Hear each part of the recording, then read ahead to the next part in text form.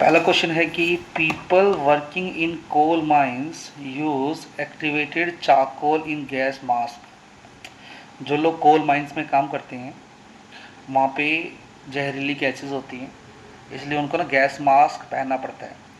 उस gas mask में वो एक्टिवेटेड चारकोल यूज़ करते हैं। ठीक है, ऐसे क्यों? क्यों? क्योंकि charcoal is a porous substance. Porous मतलब उसमें छोटे छोटे होल्स होते, छोटे छोटे बारीक बारीक बारीक। Okay, and charcoal absorb poisonous gas. Charcoal absorb poisonous gas. Okay, so pure air is obtained and this air is used for respiration. चार पॉइंट में आंसर हो गया। पहला point, charcoal is a porous substance. Second, charcoal absorb poisonous gas. Third, pure air is obtained. Fourth, this air is used for respiration. Okay, next question, Wurtz Fittig reaction के बारे में बताएं। Okay, तो woods Fittig reaction में हमारे पास एक alkyl halide होता है। आर को हम बोलते हैं अल्काइल, कार्बन की चेन। अल्काइल हैलाइड, एक्स होता है हेलोजेंस। हेलोजेंस कौन कौन से होते हैं? Fluorine, chlorine, bromine, iodine. तो हम अल्काइल हैलाइड लेंगे इसमें, और एक एराइल हैलाइड लेंगे। एराइल मतलब बेंजीन को हम एराइल बोल देते हैं। बेंजीन अगर किसी से जुड़ा हुआ है ना तो उसको हम क्या बोलेंगे? एराइल बोलेंगे। अल्काइल हैलाइड लेंगे, एराइल हैलाइड लेंगे, दोनों की रिएक्शन किससे कराएंगे? सोडियम के साथ। प्रेजेंस किसकी होगी? ड्राई ईथर की। तो क्या बनेगा? तो कोई भी रिएक्शन हो इस दुनिया की, उसमें सिर्फ आपको इतना ध्यान रखना है, पॉजिटिव जाएगा नेगेटिव के साथ, नेगेटिव जाएगा पॉजिटिव के साथ। दूसरा, जिसको इलेक्ट्रॉन की आवश्यकता होगी वो इलेक्ट्रॉन लेके जाएगा। ओके, जिसको इलेक्ट्रॉन लेने होंगे वो दूसरों से इलेक्ट्रॉन ले लेगा। ये कुछ बातें ध्यान रखनी। बस अब इन तीनों में हमें ये पहचानना है कि कौन किसको चाहता है। अब सोडियम हमें फेमस पता है, सोडियम ना सोल्ट बनाने में माहिर है, NaCl, यानी इसको हेलोजेंस बहुत पसंद है। क्यों? सोडियम बिल्कुल लेफ्ट में है मॉडर्न पीरियोडिक टेबल के अंदर, वो इलेक्ट्रोपॉजिटिव है। और जो हेलोजन है वो बिल्कुल राइट में है, फ्लोरीन, क्लोरीन, ब्रोमीन, आयोडीन। तो इलेक्ट्रोपॉजिटिव को इलेक्ट्रॉन्स डोनेट करना पसंद है, इलेक्ट्रोनेगेटिव को इलेक्ट्रॉन्स गेन करना पसंद है। इसलिए सोडियम को ये एक्स बहुत पसंद है, तो सोडियम ये एक्स लेके निकल देगा। ठीक है, अब सोडियम कितने हैं? दो, तो एक एक्स इधर से पकड़ेगा और एक एक्स इधर से पकड़ेगा। ठीक है, पीछे क्या बच गया? आर बच गया और बेंजीन की रिंग बन गई। आर और बेंजीन जुड़ जाएंगे, दो सोडियम दो एक्स लेके फरार हो जाएंगे। ये हमारी वुड स्प्लिटिंग रिएक्शन। तो अल्काइल हैलाइड और एराइल हैलाइड सोडियम के साथ रिएक्ट करते हैं, presence of dry ether. Okay, बनता क्या है? इसको क्या बोलेंगे हम? अल्काइल भी आ गया और अरीन भी आ गया, तो अल्काइल अरीन क्या बोलेंगे? Alkyl Areen is formed. अब पेपर में वुड्स फिटिंग रिएक्शन आप आ जाएगी, इसको याद कैसे रखोगे आप? ठीक है, याद रखना बहुत जरूरी है। तो कैसे याद करेंगे हम? देखो, दो हलाइड्स के बीच में सोडियम फिट कर दिया, तो ऐसे याद कर सकते हो आप, दो हलाइड्स के बीच में सोडियम फिट कर दिया। अब हैलाइड सिंपल कार्बन चेन का हो सकता है और एक बेंजीन वाली चेन का हो सकता है। ठीक है, तो दो हलाइड्स के बीच में सोडियम हमने क्या कर दिया? फिट कर दिया। तो फिटिंग रिएक्शन इससे याद रखनी है आपको, क्योंकि रिएक्शंस बहुत सारी हैं, पक्का भूलोगे। ठीक है, चलो अब अगला क्वेश्चन कि इथेनॉल को डाईइथाइल ईथर में चेंज करो। इथेनॉल को डाईइथाइल ईथर में चेंज करो। अब पहले हमें पता होना चाहिए ये कैसा दिखता है और ये कैसा दिखता है। चलो करते हैं पहले। ओल मतलब ये हेलो एल्कोहल ग्रुप है। इथ मतलब दो कार्बन है। कितने कार्बन है? दो कार्बन है। एन लगा है तो कार्बन कार्बन बीच में सिंगल बॉन्ड है। ओल लगा है, इसका मतलब इस पर OH जुड़ा है, OH जुड़ा है इसके ऊपर। ओके, अब कार्बन की वैलेंसी पूरी कर दो, 4, एक बॉन्ड ये हो गया तो 3 हाइड्रोजन लगे, 3 और 1 4, 2 बॉन्ड हो गए तो 2 हाइड्रोजन जुड़ के 2 और 2 4, ये बन गया हमारा इथेनॉल। ठीक है, इसको बनाना क्या है हमें? Di ethyl ether. दो इथाइल है तो पक्का इधर भी C2H5 होगा और इधर भी C2H5 होगा, क्योंकि इथाइल हमने देखा भी उसमें 2 कार्बन होते हैं, हाइड्रोजन कितने होते हैं, 3 और 2 5। अब इथर है ना, इथर में बीच में, इथर जो है एक फंक्शनल ग्रुप है, इसमें ना बीच में O आ जाता है, बस O क्या आ जाता है, O। तो ROR ग्रुप है। इथर कौन सा ग्रुप है, इथर जो है हमारा एक फंक्शनल ग्रुप है ROR, कार्बन की चेन, कार्बन की चेन बीच में ऑक्सीजन, तो इथ आ गया ना यहाँ पे, 2 कार्बन वाली कार्बन की चेन, कार्बन की चेन बीच में ऑक्सीजन। मुझे इसको ये बनाना है, क्या सुनो, तो इसको ये बनाने के लिए मुझे क्या क्या चाहिएगा, क्या मुझे इसका ये H चाहिए, नहीं चाहिए मुझे। यहाँ पे देखो ध्यान से देखना, C2H5O तो पहले ही है, C2H5O तो पहले ही है, बस मुझे H नहीं चाहिए। जैसे H की जगह क्या आ जाना चाहिए, C2H5 आ जाए, मेरा बन जाएगा। दिख रहा ना आपको ध्यान से। तो पहले मुझे ऐसा व्यक्ति ढूंढना होगा जो किसको भगा देगा यहाँ से, इस वाले व्यक्ति को भगाएगा। ओके, चलो ऐसा व्यक्ति देखते हैं। तो OH को लेके जाने के लिए कौन माहिर होता है, H+।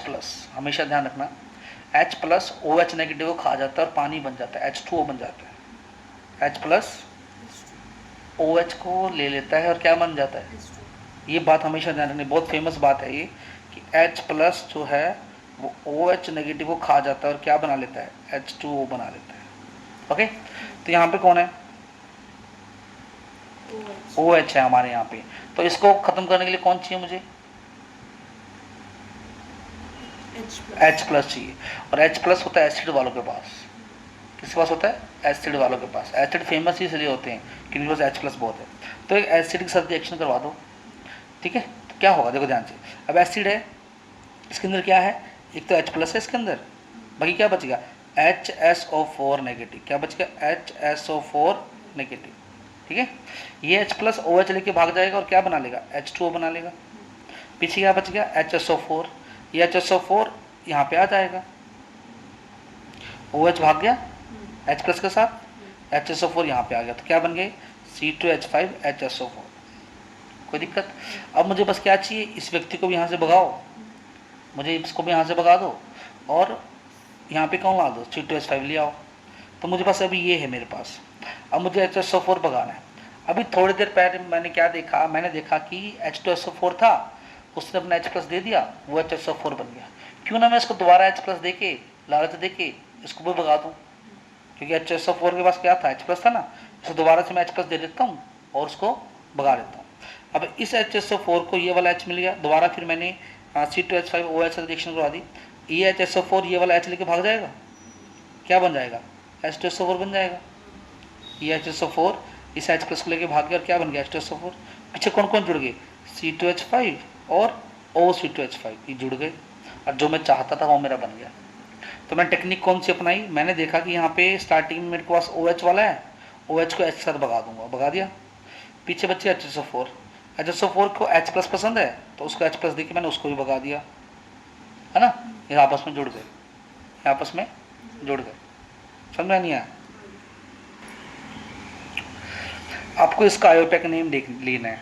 अब इसका आयोपैक नेम कैसे देखूंगा मैं, आयोपैक नेम देखने के लिए सबसे पहले हम देखते हैं कि कौन सा फंक्शनल ग्रुप है। क्या देखते हैं, कौन सा, तो यहाँ पे आ गया C⋅O, क्या आ गया, C⋅O, इधर भी कार्बन जुड़ा, इधर भी कार्बन जुड़ा है, तो मेरा फंक्शनल ग्रुप क्या है, C⋅O, इधर भी कार्बन जुड़ा और इधर भी कार्बन जुड़ा।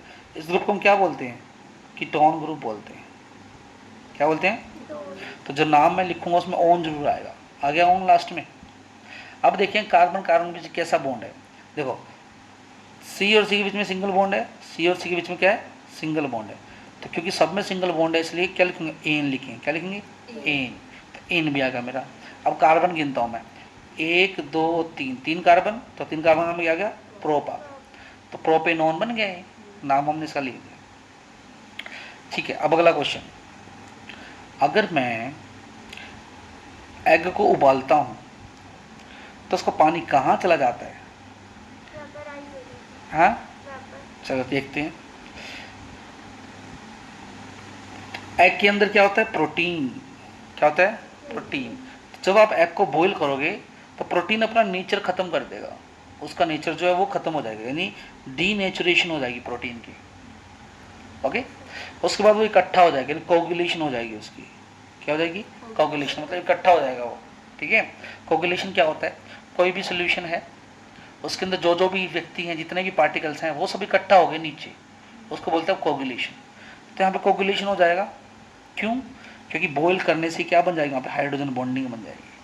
प्रोटीन है एग के अंदर, एग के अंदर जो प्रोटीन है उसको बॉईल किया, तुरंत वहाँ पे हाइड्रोजन बॉन्डिंग बनी, कोगुलेशन हो गया, और उसने अपना नेचर उसने खो दिया। जो पानी है उसके अंदर, एग के अंदर, वो एब्जॉर्ब हो गया। क्या हो गया? कब? जब वो डीनेचर कर रहा था अपने आप को। क्या करता है हम लोग को? डीनेचर। किसी भी काम को करने के लिए कुछ ना कुछ चीज़ यूज़ होती है ना, तो प्रोटीन को डीनेचर करने के लिए, उसमें हाइड्रोजन बॉन्डिंग बनाने के लिए, उसकी कोगुलेशन करने के लिए क्या किया गया? पानी का यूज़ हो गया, पानी एब्जॉर्ब हो गया, और पानी हमारा डिसअपियर हो गया, खत्म हो गया पानी। यस और नो? तो एग के अंदर जो पहले प्रोटीन था उसका नाम क्या था? Globular protein. और अब वो प्रोटीन क्या बन गया है? Insoluble fibrous protein. क्या बन गया है? Insoluble fibrous protein. समझे नहीं समझे? एग के अंदर पहले क्या था? Globular protein. अब क्या बन गया वो? Fibrous protein. क्या? क्यों? उसने अपना नेचर खो दिया, उसमें कोगुलेशन हो गई, हाइड्रोजन बॉन्डिंग बन गई, और पानी यूज हो गया। पानी वेपराइज नहीं होता। ठीक है, चलो अगला क्वेश्चन करते हैं। चलो, 2.8 ग्राम ग्लूकोज लिया। ठीक है, कितना ग्लूकोज लिया? 2.8 ग्राम।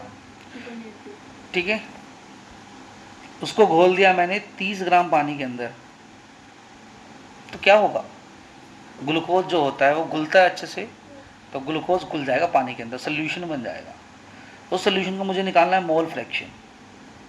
पहली बात, मोल फ्रैक्शन पता होना चाहिए। मोल फ्रैक्शन का मतलब होता है कितना मोल घुला है, कितना मोल सल्यूट घुला है, कितने मोल सोल्यूशन में, कितना मोल सल्यूट घुला है, कितने मोल सोल्यूशन में। चलो देखते हैं। चलो, अब जो मोल फ्रैक्शन होता है उसको एक्स से डोनेट करते हैं। वो सल्यूट का भी हो सकता है और सोलवेंट का भी हो सकता है। चलो पहले सोल्यूट का मोल फ्रैक्शन निकालते हैं। तो कितना मोल को दिखाते हैं आंसर, कितना मोल सोल्यूट घुला है, कितने मोल सोल्यूशन में। सोलवेंट का निकालते हैं मोल फ्रैक्शन, कितना मोल सोलवेंट घुला है, कितने मोल सोल्यूशन में। तो मोल फ्रैक्शन का फॉर्मूला होता है कितना मोल कोई घुला है, कितने मोल सोल्यूशन में। क्या होता है? कितना मोल क्या होता है? कितना मोल घुला है, कितने मोल सोल्यूशन में। अगर सल्यूट का निकालो तो ऊपर आ जाए कितना मोल सल्यूट, सोलवेंट का निकालो तो ऊपर क्या आ जाए? कितना मोल सोलवेंट। सल्यूट का निकालो तो ऊपर सल्यूट आ जाएगा, सोलवेंट का निकालो तो ऊपर सोलवेंट आ जाएगा। चलो निकालते हैं। अब मोल फ्रैक्शन का फॉर्म, अरे यार ये फोन बीच में पता नहीं क्यों करते हैं बैंड।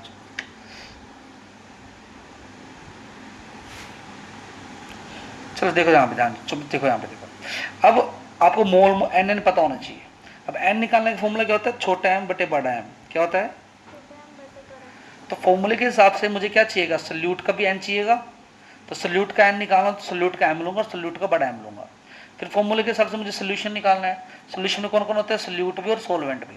सल्यूट को तो मैंने निकाल लिया, अब सोलवेंट का भी निकालता हूँ। तो यहाँ पे एन सोलवेंट, एम भी लूंगा सोलवेंट का और बड़ा एम भी लूंगा सोलवेंट का। तो हमारे पास एक ग्लूकोज और एक पानी है। घुलने वाला कौन है? ग्लूकोज, तो ये सल्यूट हुआ। किस में घुलेगा? वाटर में, तो ये सोलवेंट हुआ। ग्लूकोज का निकालता हूँ, छोटा एम बटे बड़ा एम, जो उसका मास, जो वजन हम ले रहे हैं, बटे उसके फॉर्मूले का मास कितना है। तो वजन कितना ले रहे हैं हम उसका, ग्लूकोज का 2.82, और उसके फॉर्मूले का मास कितना होता है ग्लूकोज के? 180। कितना होता है? दे रखा है हमने यहाँ पे, मालिक्यूलर मास कितना? 180। ग्लूकोज का फॉर्मूला क्या होता है? C6H12O6। ठीक है ना, फॉर्म C6H12O6 फॉर्मूले से भी निकाल सकते हो आप। कार्बन का होता है 12, तो 12 6 72। हाइड्रोजन का होता है 1, 12 एकम 12, 72 और 12 84, 72 और 12 84। और ऑक्सीजन कितना होता है? 16, 16 6 96, 96 और 84 करोगे तो 180 के नजदीक आ जाएगा। समझ में? 96 और 84 करोगे ना आप, 96 और 84, 6 4 10 0 हासिल 1 9 10 8 18 आगे 180। आप फॉर्मूले से भी निकाल सकते हो। ओके, चलो एन हमने क्या किया? छोटा एम बटे बड़ा एम। तो छोटा एम बटे बड़ा एम हमारा एन निकल गया। डिवाइड करके देखोगे उसको, सीधा डायरेक्ट डिवाइड करो, पेपर में टाइम नहीं है, किया कर दिया, चलो निकल गया हमारा ये। अब वाटर का निकालते हैं। वाटर कैसे निकालोगे? छोटा एम बटे बड़ा एम। तो वाटर का छोटा एम कितना रहेगा 30 ग्राम। बड़ा एम कितना होता है वाटर, वाटर होता है H2O, तो ऑक्सीजन का 16, 16 और 2 18 हो गया। इसको डिवाइड कर दिया तो हमारे पास सल्यूट का भी आ गया और सोलवेंट का भी आ गया। अब ये बोल रहे मोल फ्रैक्शन ऑफ ग्लूकोज निकालो। ग्लूकोज एक सल्यूट है तो ऊपर लूंगा सल्यूट का, नीचे लूंगा पूरे सोल्यूशन का। सल्यूट का कितना निकला हमारा 0.0157। अब सोल्यूशन का कितना निकलेगा सर? सोल्यूशन में करने के लिए आप दोनों का मिक्स प्लस कर दो, सल्यूट का भी और सोलवेंट का भी, दोनों को प्लस कर दिया, सल्यूट का भी ले लिया और सोलवेंट का भी, दोनों को प्लस किया, फिर डिवाइड करेंगे, आंसर आ जाएगा आपको। दोनों को प्लस करोगे डिवाइड करोगे क्या आ जाएगा? आंसर आ जाएगा। कोई दिक्कत यहाँ तक? आगे चलें, चलो। हमें बताना है मोलिकुलरिटी। क्या बताना है? मोलिकुलरिटी बताना। और क्या बताना है? ऑर्डर ऑफ रिएक्शन बताना है। क्या क्या बताना है?